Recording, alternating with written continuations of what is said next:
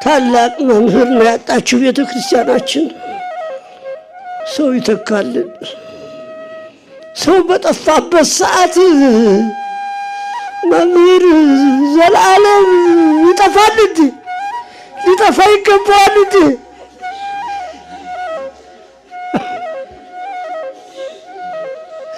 ቅስሜን ሰብሮታል እኮ ልጄ፣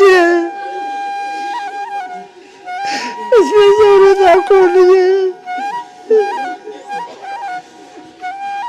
አይገቡ ገብቶ ቶሎ ደርሶ የሚጓጓኝ የሚያስታምመኝ እንዳያጣሁት እኮ። ይሄ ቤት ነው እንጂ የሚያለቅሰው እኔ ነኝ እንጂ። አዎ ልጆቼ እባካችሁ፣ ያ ቅድም ተነግሯል። የአሕዛብ ለቅሶ አይደለም የምናለቅሰው፣ ጉዳያችን ቀረብን ነው። ጠቃሚያችንን አጣን ብለን ነው፣ ሌላ አይደለም። እሱማ ተመቻቸለት። ሰማዕት ዘእንበለ ደም ነው፣ ሰማዕት ዘእንበለ ደም ነው። የሐዋርያትን ኑሮ አባታችን ጨርሰውታል። ቅድም የሐዋርያትን ኑሮ የኖረ ነው።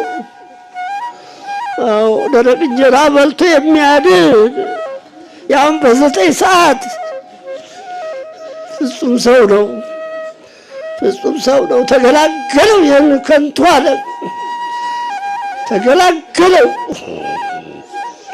አዎ በአንድ ቀን 2 ጉባኤ 3 ጉባኤ እኮ የሚጮህ ነው። እኔ የሚገርመኝ አንደበቱ አለመድረቁ። በሽታው ክፉ ነው፣ አንደበት የሚያደርቅ ነው። ግን ምንም አንደበቱ አይዛባም፣ እፎይታ አያውቅም።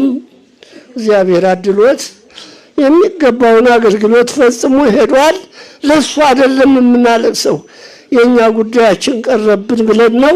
ሁላችሁም ተሰብስባችሁ እንድትሸኙት ነው መልእክቴን የማስተላልፈው። እኔ አባቱ መልእክቴን አስተላልፌላችኋለሁ። ወደዋለሁ ልጄን፣ ወደዋለሁ ልጄን፣ የምወደው ልጄን አጥቻለሁ። እግዚአብሔር ያጽናህ የምባል እኔ ነኝ።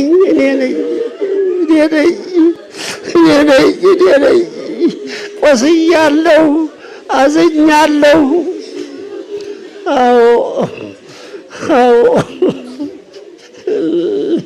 እናታችንን የስወላ ባባ አይደለም ልጆች አሉት። እሱም እኮ እነሱን ይባርክልዎት፣ የቀሩትን ይባርክልዎት። እኔ ግን የቅርብ ልጄ ነበር አጣሁት። ረዳቴ እሱ ስለነበረ ነው። ለራሴ ነው እኔ የማለቅሰው። የኔ ፍጻሜ ምን ይሆን? ስንቱን አየሁት፣ ስንቱን ሸኘሁት። አይድረስ ነው።